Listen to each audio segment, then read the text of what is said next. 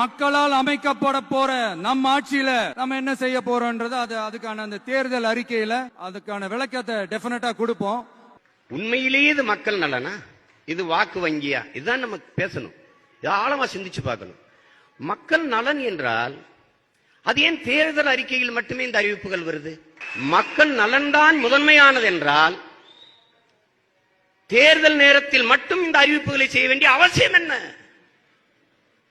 நாங்கள் வந்தால் இதை செய்கிறோம், நாங்கள் வந்தால் அதை செய்கிறோம்.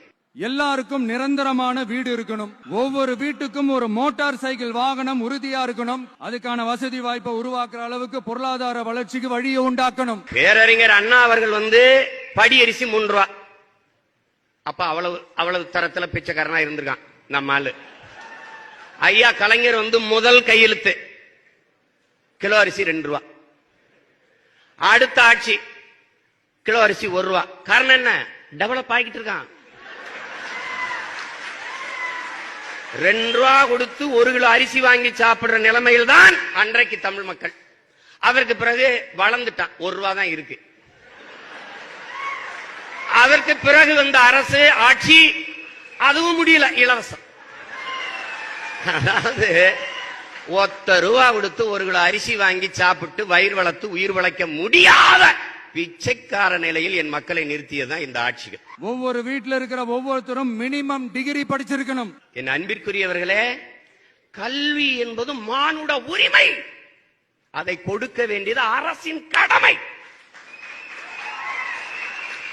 அதை கொடுக்க மறுப்பது, கொடுக்காமல் இருப்பது என்பது மாபெரும் கொடுமை.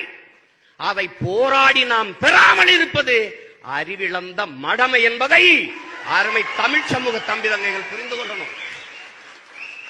கல்வி மாணவனுக்கு கொடுக்கணும், அறிவை வளர்க்கிற கல்வியை கொடுக்கணும். அதுக்குத்தான் அரசு.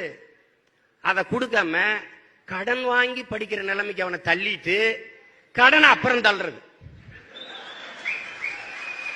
அது எப்ப தள்ளுறது? நாங்கள் ஆட்சிக்கு வந்தால் கடனை தள்ளுபடி செய்வோம். உங்க ஆட்சியில தான் நாங்கள் கடன்காரன் ஆனோம்.